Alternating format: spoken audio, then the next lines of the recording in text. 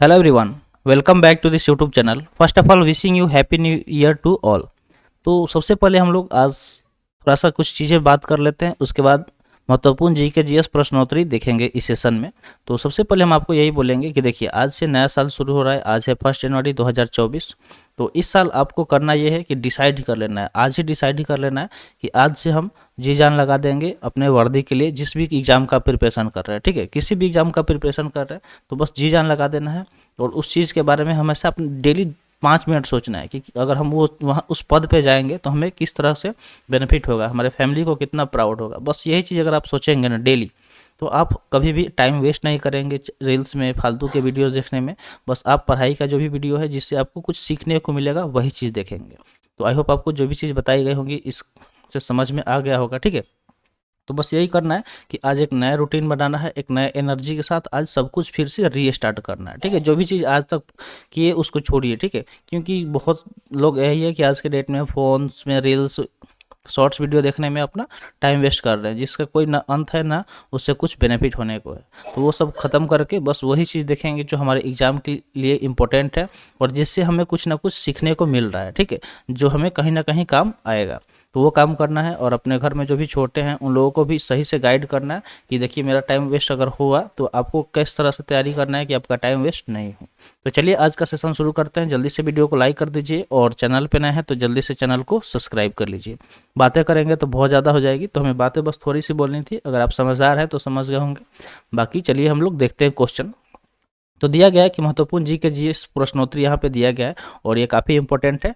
तो यहाँ पे दिया गया सबसे पहला क्वेश्चन कि भारत में खोजा गया सबसे पहला पुराना शहर कौन सा था, ठीक है। तो यहाँ पे क्वेश्चन क्या दिया गया है कि भारत में खोजा गया सबसे पहला पुराना शहर कौन सा था। तो अगर भारत की बात करें तो भारत में खोजा गया सबसे पहला पुराना शहर था हड़प्पा, ठीक है। जो हड़प्पा है वो भारत में खोजा गया सबसे पहला पुराना शहर था, ठीक है। जो हड़प्पा है वो भारत में खोजा गया सबसे पहला पुराना शहर है।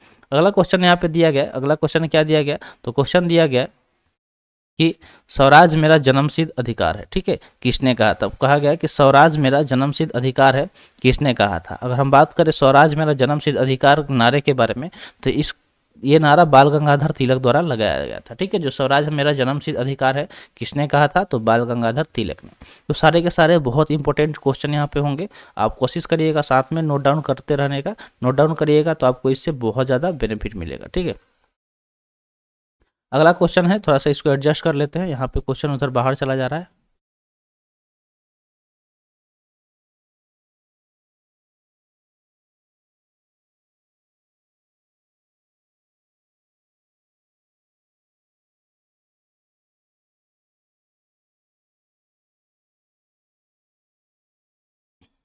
तो चलिए एडजस्ट हो चुका है, ठीक है, और आपको आई होप दिखाई भी दे रहा होगा सही से। तो अगला क्वेश्चन यहाँ पे दिया गया है कि महात्मा गांधी के राजनीतिक गुरु कौन थे, ठीक है।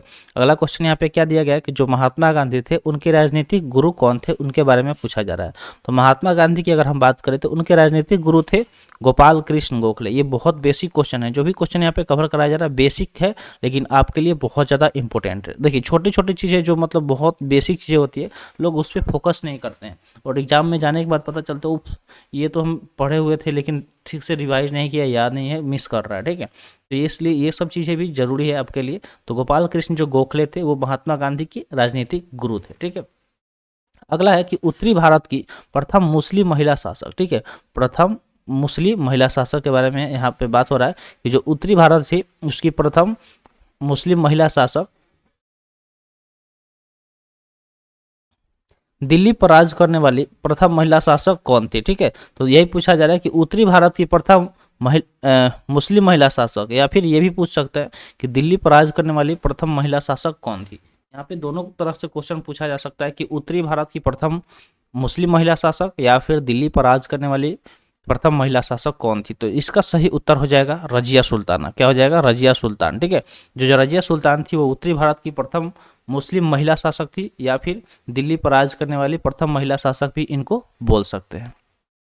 अगला क्वेश्चन दिया गया, क्वेश्चन आपके सामने है कि सिंधु सभ्यता का पतन नगर, ठीक है, पतन नगर यानी कि जिसको हम लोग बंदरगाह बोलते हैं कौन सा था, ठीक है। तो ये क्वेश्चन आई थिंक पीछे भी कोई सेशन में हम कराए थे। तो यहाँ पे दिया गया कि जो सिंधु घाटी सभ्यता था उसके अगर पतन नगर, जिसको हम लोग बंदरगाह बोलते हैं, ठीक है, तो कौन सा था, तो वो था लोथल, ठीक है, वो था लोथल, ठीक है। जो लोथल था वो सिंधु घाटी सभ्यता का क्या था, बंदरगाह था, ठीक है, पोर्ट था। अगला दिया गया क्वेश्चन कि भारतीय राष्ट्रीय कांग्रेस के संस्थापक कौन थे, ठीक है। जो भारतीय राष्ट्रीय कांग्रेस था, ठीक है, इंडियन नेशनल कांग्रेस, आईएनसी जिसको हम लोग बोलते हैं, उसका स्थापना कब हुआ था। तो सबसे पहले हम लोग जान लेते हैं कि इस जो भारतीय राष्ट्रीय कांग्रेस थे इसके संस्थापक कौन थे। तो इसके संस्थापक थे एओ ह्यूम। कौन थे, एओ ह्यूम थे, ठीक है, एओ ह्यूम थे। अगर हम बात करें आईएनसी यानी कि इंडियन नेशनल कांग्रेस का, तो इसका स्थापना कब हुआ था, तो 1885 ईस्वी में इसका स्थापना हुआ था, ठीक है। नेक्स्ट क्वेश्चन दिया गया कि महात्मा बुद्ध द्वारा दिए गए प्रथम उपदेश को कहा जाता है। जो महात्मा बुद्ध द्वारा दिया गया जो सबसे पहला उपदेश था उसको क्या कहा जाता है, जो प्रथम उपदेश था उसको क्या कहा जाता है, तो उसको धर्मचक्र प्रवर्तन के नाम से जाना जाता है, ठीक है। अगर धर्मचक्र प्रवर्तन आपको दिखने को मिले या फिर प्रथम उपदेश, तो दोनों को एक दूसरे के साथ जोड़ लेना है कि जो धर्मचक्र परिवर्तन था वो प्रथम उपदेश था, ठीक है। अगला दिया गया कि किस वेद की रचना गद्य एवं पद्य दोनों में की गई है। तो यहाँ पे उस वेद के बारे में पूछा जा रहा है कि जिसका रचना गद्य एवं पद्य दोनों में की गई है। तो अगर उस वेद की हम बात करें तो यजुर्वेद हो जाएगा, क्या हो जाएगा, यजुर्वेद हो जाएगा, ठीक है। जो यजुर्वेद है उसकी रचना गद्य एवं पद्य दोनों में की गई है। तो आई होप आपको ये चीज़ समझ में आगे होगा। आगे बढ़ते हैं अगले क्वेश्चन की तरफ। अगला क्वेश्चन दिया गया कि भारत में पहला समाचार पत्र किसने शुरू किया था। तो पूछा जा रहा है कि इंडिया में पहला समाचार पत्र के बारे में पूछा जा रहा है कि किसके द्वारा शुरू किया गया था। तो अगर भारत में पहला समाचार पत्र की बात करें तो भारत में पहला समाचार पत्र सैयद अहमद खान के द्वारा शुरू किया गया था। किसके द्वारा शुरू किया गया था, सैयद अहमद खान, जिसने भारत में पहला समाचार पत्र शुरू किया था। अगला क्वेश्चन है कि किसके शासनकाल में बौद्ध धर्म दो भागों, एक तो हीनयान तथा महायान में बट गया। तो शासनकाल पूछा जा रहा है कि किसके शासनकाल में जो बौद्ध धर्म था, ठीक है, दो भागों में बट गया। दोनों भाग का नाम क्या क्या है, तो एक हीनयान और दूसरा महायान। तो इसका सही उत्तर हो जाएगा कनिष्क, ठीक है। कनिष्क के शासनकाल में जो बौद्ध धर्म था वो दो भागों में बट गया। कौन कौन सा, तो एक था हीनयान, ठीक है, यहाँ पे देख ले सकते हैं, एक हीनयान हो जाएगा और दूसरा क्या हो जाएगा, महायान हो जाएगा, ठीक है। हीनयान और महायान, देखिए यहाँ पे इसको हम मार्क कर दे रहे हैं, एक हीनयान और दूसरा क्या था, महायान, ठीक है, इन दोनों भागों में बट गया। अगला है लोधी वंश का अंतिम शासक कौन था। पूछा जा रहा है कि जो लोधी वंश था, ठीक है, लोधी वंश, उसके अंतिम शासक का नाम पूछा जा रहा है कि अंतिम शासक, ठीक है। जो देखिए दो चीज आपको याद रखना है कि अगर कोई भी वंश है तो उसका संस्थापक कौन था और उसका अंतिम शासक कौन था, ठीक है। अगर आपको कहीं भी मिल जाए आप इसको सर्च करके और नोट डाउन करके याद कर लीजिएगा कि जो भी वंश थे उसके संस्थापक और उसके अंतिम शासक, इससे क्वेश्चन पूछ लिया जाता है। अगर है इब्राहिम लोदी, ठीक है, इसका जो लोदी वंश का अंतिम शासक कौन था, तो इब्राहिम लोदी जो था वो अंतिम शासक था, किसका, तो लोदी वंश का। अगला क्वेश्चन है कि प्रथम जैन संगीति कहाँ आयोजित की गई, ठीक है। क्या क्वेश्चन दिया गया है कि प्रथम जैन संगीति कहाँ आयोजित की गई थी। जो जैन संगीति के बारे में पूछा जा रहा है कि सबसे पहला जो जैन संगीति थी वो कहाँ पे आयोजित की गई थी, तो ये पाटलिपुत्रा में आयोजित की गई थी। कहाँ पे, पाटलिपुत्रा में प्रथम जैन संगीति का आयोजन किया गया था। अगला क्वेश्चन है कि दिल्ली के किस सुल्तान को इतिहासकारों ने विरोधी का मिश्रण बताया है, ठीक है। तो दिल्ली के उस सुल्तान के बारे में पूछा जा रहा है जिसे इतिहासकारों ने विरोधों का मिश्रण बताया है। तो वो थे मोहम्मद बिन तुगलक। जो मोहम्मद बिन तुगलक थे वो दिल्ली के सुल्तान थे और उनके बारे में जो इतिहासकार थे उन्होंने विरोधों का मिश्रण बताया। क्या बताया कि विरोधों का मिश्रण। अगला क्वेश्चन है कि ऋग्वैदिक समाज की सबसे छोटी इकाई क्या थी। जो ऋग्वैदिक समाज थी उसकी सबसे छोटी इकाई के बारे में पूछा जा रहा है कि वो क्या थी। तो सबसे छोटी इकाई की अगर हम बात करें ऋग्वैदिक समाज की तो वो थी कुल या परिवार, ठीक है। कुल या परिवार जो थी वो ऋग्वैदिक समाज की सबसे छोटी इकाई थी। तो आई होप आपको जो भी चीज़ बताई जा रही है आप इसे नोट डाउन कर रहे होंगे और वीडियो अच्छा लग रहा होगा तो जल्दी से वीडियो को लाइक कर दीजिए और चैनल पे पहली बार आए हैं तो जल्दी से चैनल को सब्सक्राइब कर लीजिएगा। किसी भी एग्जाम का प्रिपरेशन कर रहे हैं तो ये चैनल आपको बहुत ज़्यादा हेल्प पहुंचाएगी। अगला क्वेश्चन है कि किस शासक के पास एक शक्तिशाली नौसेना थी, ठीक है। तो शासक के बारे में पूछा जा रहा है कि जिसके पास एक शक्तिशाली नौसेना थी, ठीक है, यानी कि नेवी थी, तो वो थी चोल शासक। जो चोल शासक थे उनके पास एक पावरफुल नौसेना थी, शक्तिशाली नौसेना थी, ठीक है। नेक्स्ट क्वेश्चन है संकीर्तन प्रथा, ठीक है। संकीर्तन जो प्रथा है इसके जन्मदाता के बारे में पूछा जा रहा है कि कौन थे।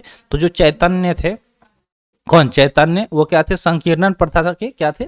जन्मदाता थे। संकीर्णन प्रथा के जन्मदाता कौन थे? तो चैतन्य। चैतन्य कौन थे?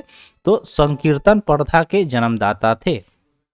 अगला क्वेश्चन है कि किस मुगल शासक को आलमगीर कहा जाता है था? ठीक है, अब उस मुगल शासक का नाम पूछा जा रहा है जिसको आलमगीर के नाम से भी जाना जाता था, आलमगीर भी कहा जाता था।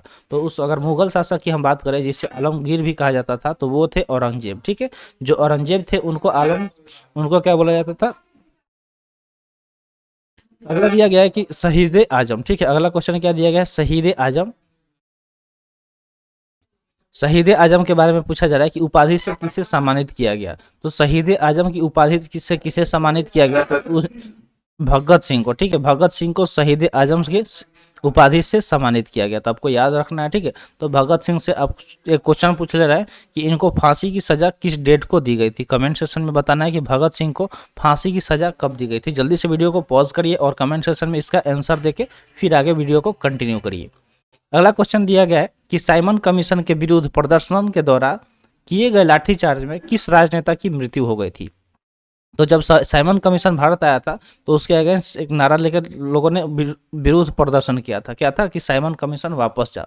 उस दौरान लाठीचार्ज किया गया था। ठीक है, उस दौरान लाठीचार्ज कर दिया गया था जिसमें एक राजनेता थे जिनकी मृत्यु हो गई। तो वही पूछा जा रहा है कि वो कौन से राजनेता थे जिन्हें लाठीचार्ज में मृत्यु हो गई। तो उनको चोट लग गई थी बहुत ज़्यादा। ठीक है, जिस वजह से उनकी मृत्यु हो गई। तो वो थे लाला लाजपत राय। ठीक है, लाला लाजपत राय जिनका मृत्यु हो गया लाठीचार्ज की वजह से। तो ये कब हुआ था? तो साइमन कमीशन के विरुद्ध जो प्रदर्शन किया गया उसी दौरान लाठीचार्ज में इनको चोट लग गई और इनका देहांत हो गया।